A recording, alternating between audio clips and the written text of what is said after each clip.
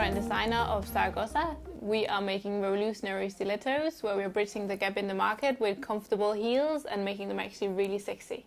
Sargossa is about creating comfortable stilettos that are bridging the gap in the market, where you actually have the very sexy stilettos and where you have the more comfortable ones. There haven't really been anything there bridging that gap. I got the idea about starting Sargossa when I was standing on trade fairs in my previous job, and I always had so much pain in my feet and I had to wear these high heels and it was not comfortable at all. So I bought insoles to put in, and it didn't really work because I couldn't get into my very expensive design footwear. So I decided to go a bit more into it and look out like, why is it not possible to get comfortable stilettos that are still sexy? I have spent so much time on traveling to Italy and Portugal and Spain and Asia just to get to know the shoe factories and get to know how are they actually making shoes.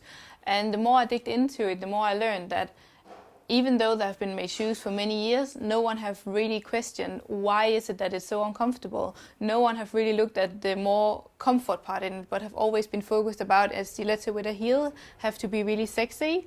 And when I started to question myself and got in conversation with foot surgeons, they were amazed with someone finally questioning like stilettos and the height, and not only looking at it as a design part, but also something that could actually work well if it was comfortable. When I came to London, I was so much at home.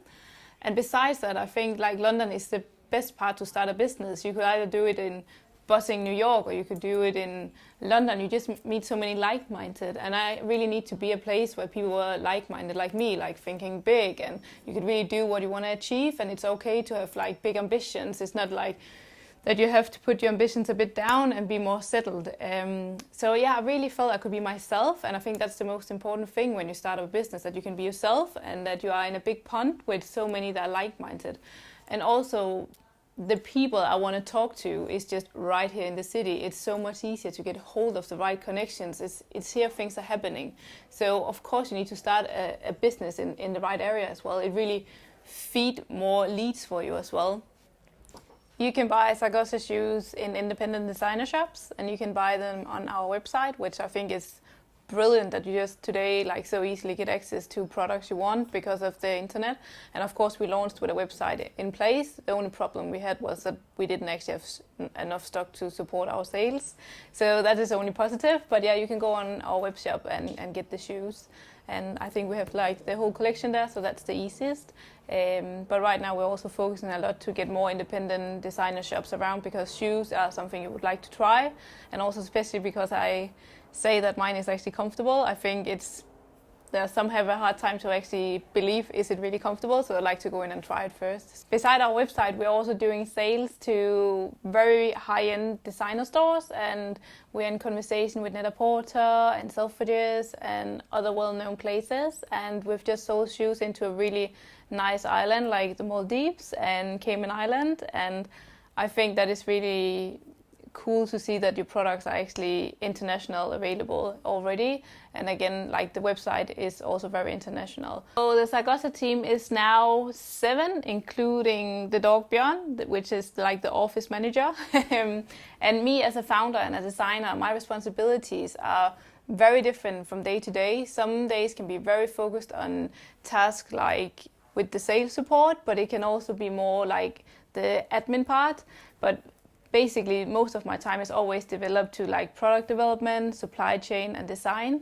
I spend a lot of time on like developing the prototypes and finding the fabrics and sourcing the right materials for the shoes. So it's always the supply chain that takes the most space in my day-to-day routine.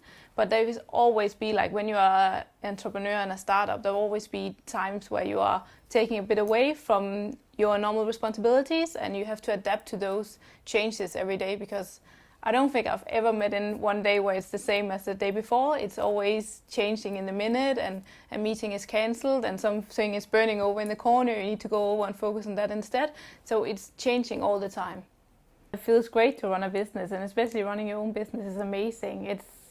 It's something, you know, when you have it and you see it give birth and you see your products alive and you have your business, it feels wonderful. But of course there's the part where you're always a bit shaky because it is a very competitive market. But it's also what that really makes me focus every day, to not lean back and think I'm there. You always have to be on the front with things, and you always need to see what are they doing next over with this store, or what are they doing with this shoe brand, what are they doing that we have to adapt to, and what is it that the customer wants now, and what color is it that they want now, or do they want a specific style that we need to adapt to. So the market is always changing, and the needs are always slightly changing and more demanding, and as a customer today we want a lot for our money, so you also as a brand have to make sure that your customers are getting really value for money and always over deliver. So I think in this market that is so extremely competitive, I think that I'm learning to be the best all the time and deliver every day, because it's like none one day is like the other one, not at all. It's always changing, especially here in London. I definitely think in 3 years' time we are out with hopefully own franchise stores, and I just want to lie next to Kurt Geiger shops in the UK, and I really want to be the most preferred shoe brand when it comes to women and deciding for a new pair of stilettos. I hope in 3 years' time that everybody will say like, it's Sargossa shoes, that's what we want. And then I hope that we of course get even more press and more focused on ourselves and take much more of the market share than what we have now. So yeah, in 3 years' time I definitely hope that we're expanding like rapidly as we are right now and continue that growth.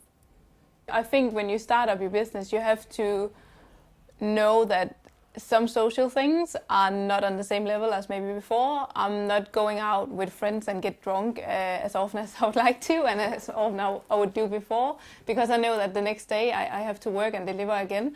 So definitely the secret to a very successful business, and I think if you want it quick, nothing comes overnight, but if you want a rather quick success, you need to work extremely hard. You need to set yourself some targets. You need to always measure your own performance, and I work very much with targets. I always have a weekly plan, I always have a monthly plan. I divide everything into quarters where I always have goals, so I know that I move myself in the right direction and never lose like the focus of where I want to go and what I want to achieve. And I think that is one of the key factors for my business, that it has developed so quickly, and also that I've of course listen to what it is that the customers in the markets want and what the feedback have been, and actually adapt to it. I'm not saying that if you start a business that you should listen to everybody else and their feedback, because there's so many opinions. Like if you heard how many opinions there's about like what I should design next, you feel like you're in a roller coaster, and sometimes there's so many opinions about how long a zipper should be or how the new style of a shoe should be. And if I had to take all that into consideration, I wouldn't be able to do what is actually me and what I started the business for. So always be focused and true to yourself of what you're doing, and then set yourself some targets and always run for it. And it takes hard work, but it's definitely worth it. And it feels so great when you have achieved small things that have been on your agenda and you thought like, oof, it's a big one to make this one happen. And then you see like a few weeks after you actually achieved it because you have written it down and it was what you went for. The biggest struggle when I started Sargossa was actually to make the decision about jumping, like taking the decision to do this 100%. I think I'm a slightly perfectionist, so I wanted everything to be in order. I almost wanted the business to run itself, because before I actually took the decision to do this. That has been the biggest struggle for me, actually to commit 100% and just jump, just do it. When I took the decision, I found out it was so much easier than I thought, and when I couldn't swim, when I felt I was so much out in the deep water, I still managed to learn to swim because I was there now and I've taken the decision. So I definitely think the biggest struggle was for me just to do it and not overthink it, just do it. I would like to tell you a really like amazing story where it was just like almost fairy tale-ish when I came up with the brand name, but honestly it's a bit shit because I didn't want to put my own name to it, because Nana have a lot of meanings in different languages. So I want to come up with a word that was just like, when you heard it, you will immediately think, this is luxury, this is a lifestyle, this is a shoe brand. So I want to come up with a word that didn't mean anything. And I was lying on the kitchen floor and I was just like, what could it be, what could it be? And I also wanted .com, and so many have just taken so many words with .com, and it needed to look great. I'm very visual, so I knew that I wanted some S's in there and I could see it for me, but I just couldn't come out with a word that would actually make sense. So I came up with Sargossa, and I just felt immediately, it's there, and I Googled it, and it was free, and I asked some friends, what do you think about this? And I made like a list of different names, and they all pointed this out as being the best, and I just felt this immediate connection with it. So that is actually how, and it's not like this amazing story. Often people have this amazing story to put towards their brand name, or it means something for them personally. For me, it was more like I need to come up with this. I needed to develop this brand name together with my brand and together with the shoes. So that's actually the truth about Sargossa and the brand name. We went to the London Fashion Week. There's like this crazy market of bloggers and photographers and like this amazing flavor of so many different people mixed together in one place, and we're all in our little la la land. And I think this London Fashion Week is something where you meet inspiration, but you also meet the right press and you meet the media, and we got so much attention. And I think the attention was both for like making designs that are shouting and different and are bridging the gap in a market that they haven't seen before, and it's something that PR people can write about because they are maybe in need of a very interesting story, or the stores liked us because they saw what we were designing and then understood the comfort, and the bloggers liked us both maybe because of the design but also because of the dog was dressed in like his tuxedo with Sargossa on, and he looked really cute and sweet and soft, and that's why they gave us the attention. And I think doing something that is slightly different can just be in the design, but it can also be bringing the dog, as we did, we were bringing Björn there, and that can create a buzz. So we had like this girl walking around with shoes in her hair, and that really created tension. And when you see people are looking for you, and there was even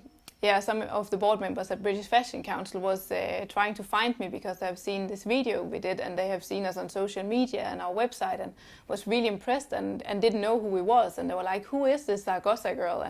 And I stood there, and apparently I'm the Sargossa girl because I'm the founder, of course. And just to get so much attention so quickly after, like it was 1 year after I launched the brand, and so much was going on and so much buzz, and standing in a room with the best Scandinavian designers was where I was placed. And it was just amazing to see that so many came towards me. And why me out of so many?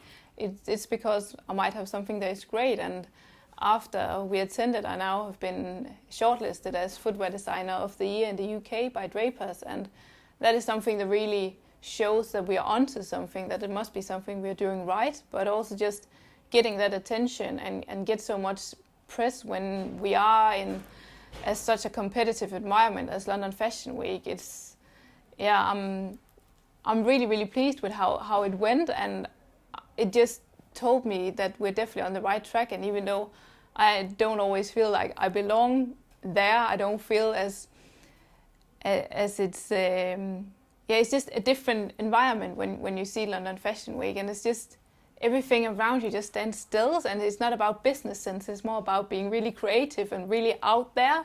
And actually that I have been confirmed in that my designs are so much out there and they can be a part of London Fashion Week is really amazing to see that I've taken something that we have known as unsexy, the comfort, and made it so sexy that it can actually be a part of London Fashion Week. Feels amazing.